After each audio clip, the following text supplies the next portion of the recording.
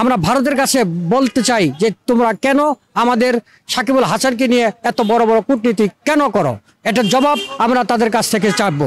আমরা তাদেরকে দেখিয়ে দিব সাকিবুল হাসান আমাদের বাংলাদেশে সে যেন একজন স্বর্ণ অক্ষরে তার খেলোয়াড় হিসেবে তার নামে পরিচিত হয়ে থাকে। বীরেন্দ্র সেহক বেশ, আমি তো বললাম যে বীরেন্দ্র সেহক বেশি দিন খেলেনি, কিন্তু ওটা হার্ড স্টার্ট ব্যাটসম্যান ছিল, সে যুবরাজ সিং বা তাদের আগের ব্যাটসম্যান থেকে খেলছিল।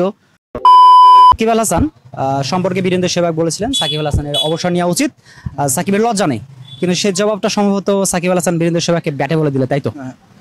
আসলে আমরা এর আগেও দেখেছি যে তিনি হচ্ছে বাংলাদেশের 1 নম্বর অলরাউন্ডার। এর আগেও তাকে নিয়ে যতবার কমেন্ট করা হয়েছে, আগামী 3 বছর 5 বছর এমনকি যতদিনই উনি সার্ভিস দিয়ে আসছে বাংলাদেশ ক্রিকেট সম্পর্কে, তো ততবারই উনি কামব্যাক করেছে। যতবার এমনি সাধারণ জনগণের শুরু থেকেই যতবার ওনাকে সমালোচনা করা হয়েছে, উনি ততবার হচ্ছে কামব্যাক করছে। তো এটা শুধু আমরা না, এটা সারা দেশ জানে, যারা ক্রিকেটের সাথে সম্পর্কিত তারা সবাই জানে যে কিভাবে সে একজন অলরাউন্ডার। অলরাউন্ডার হচ্ছে কি মানে কামব্যাক করাটা হচ্ছে গিয়া তার কাছে মানে স্বাভাবিক, এটা ইজ নর্মাল।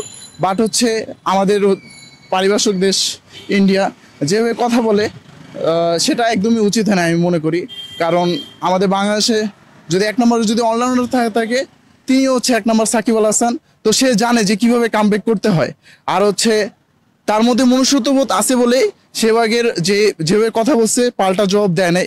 কারণ সে জানে যে তার কাজের মাধ্যমে সে খেলার হচ্ছে প্রতিনিধিত্ব করবে, সে হচ্ছে কথার মাধ্যমে না। সে একজন ক্রিকেটার, স্পোর্টসম্যান, সেভাবেই সে বাংলাদেশকে প্রতিনিধিত্ব করবে। তো আমার মনে হয় না যে সেভাগ যেটা বলছে একদমই উচিত হয়নি। আর হচ্ছে গিয়া সাকিব জানে যে কিভাবে কামব্যাক করতে হয়। আসলে সাকিব তার পরিপ্রেক্ষিতে যে জবাবটা বীরেন্দ্র সেহককে দেওয়া হয়েছে, সেটা বীরেন্দ্র সেহক সেটা নিজে বুঝতে পারছে যে আসলে সাকিবই, আর বিশ্বসেরা অলরাউন্ডার এভাবেই খেতাব আসেনি।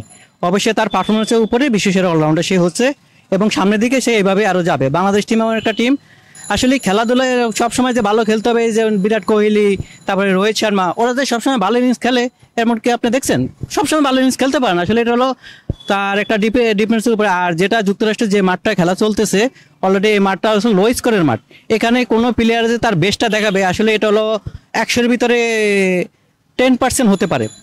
কারণ আপনার দেখেন সাউথ আফ্রিকার মতো টিম, অস্ট্রেলিয়ার মতো, ইংল্যান্ডের মতো টিম, তারা সেখানে কিভাবে খেলতেছে। আসলে আমরা আগামীতে দেখছি যে ভারতকে এরকম উচ্চ শিক্ষা দেওয়া হবে, যেভাবে বীরেন্দ্র সেহক যেভাবে কথা বলছে এভাবেই তাদের প্লেয়ারদেরকে উত্তম স্বভাব দেবে বাংলাদেশের খেলোয়াড়েরা। আমরা ভারতের কাছে বলতে চাই যে তোমরা কেন আমাদের সাকিবুল হাসানকে নিয়ে এত বড় বড় কূটনীতি কেন করো, এটার জবাব আমরা তাদের কাছ থেকে চাইবো। আমরা তাদেরকে দেখিয়ে দিব সাকিবুল হাসান আমাদের বাংলাদেশে সে যেন একজন স্বর্ণ অক্ষরে তার খেলোয়াড় হিসেবে তার নামে পরিচিত হয়ে থাকে।